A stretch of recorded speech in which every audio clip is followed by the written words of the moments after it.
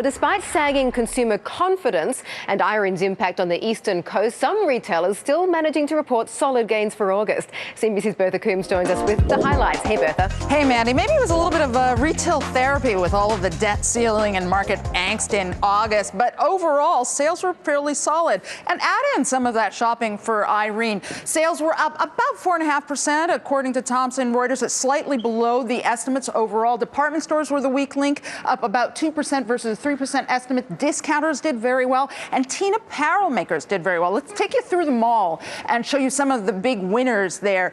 BJ's and Costco were very big winners. Costco up 11%. That was a bit of a beat. BJ's way over here, up 11.5%, was up about 3.5 points above expectations. As far as the other department stores, Macy's a winner, up 5%.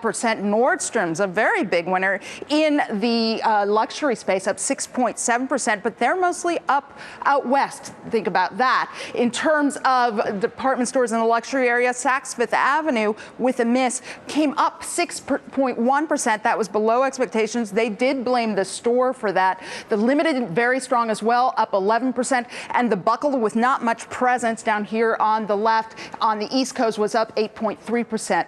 TJ Maxx, actually, that should be down 11% there, was a loser. JCPenney and the Gap, perennial loser, down about 6%. Dana Telsey of the Telsey Advisory Group, the CEO, points out that many retailers say September, since the storm, has gotten off to a stronger start. I'd say if you didn't have the hurricane, we would have said that August was a very solid month, with the mall-based retailers doing better than off the mall. TJX, Kohl's, JCPenney all come in a little bit weaker. But again, you had Macy's doing well, and take a look. Overall, the S&P Retail Index right now flat to the downside. Costco winner up 2%. Macy's having beaten handily, up 3.25%. Most of the others, Nordstrom, despite that beat, also to the downside. Mandy? Okay, thank you very much, Bertha. Well, now that the Hurricane Irene has passed, retailers are focusing on one of the most important seasons for them. This is back to school. Who are going to be the big winners? Well, joining us now, Stacey Widlitz, independent analyst and retail consultant, and Mark Koffelt, CIO of Empiric Advisors. Stacey, do you feel that consumers are going to spend in this back-to-school season, even if it costs them more than it did this time last year? Well, yes. Obviously, we just had the hurricane effect here, and actually the numbers were pretty good. So it's a good start. It's a good indication.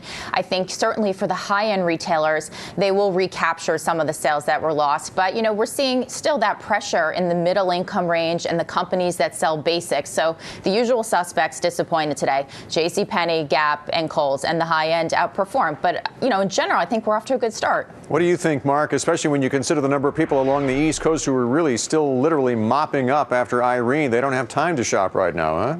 Well, that's true, but there's always a group of retailers, even in an economy that's growing slowly, in an economy that's been impacted by hurricanes, that will do well. So we think there's special opportunities out there and that should get good gains. Give us an example. Well, a perfect example would be Men's Warehouse. To use the tagline of that company, you may like the way this company looks in your portfolio. The stock has an enterprise value to EBITDA of about 6 times. It's got a PE of about 13. Mm-hmm. And its earnings per share growth is about 41% in the last 12 months. So clearly, this is a company that is going to do well regardless of hurricanes, regardless of a slow economy. Stacey, in terms of the performance of various retail stocks over the next month or so, how key is commentary with regards to the pricing environment? Because whatever the Fed says about inflation moderating or whatever, we all know that there is a pricing pressure going on out there in retail land.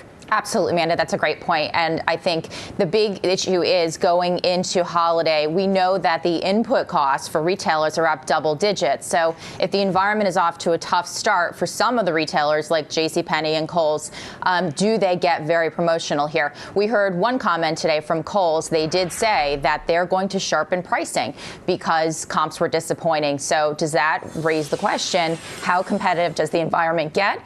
You know, the teen space is very competitive and very very promotional right now. So that will be the big issue, as retailers will really struggle to try to pass that on to the consumer. And who do you like in the teen space? Because it always comes down to who's got the hot clothes that the kids want to wear to school this fall. Absolutely.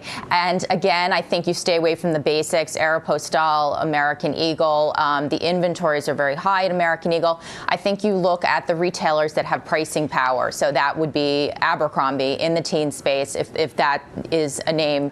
If you want to play the teen space, that's where I would look. And I think across any sector where there's differentiated product and pricing power are the safer place. All right, folks, thank you both for your thoughts on retail shopping right now.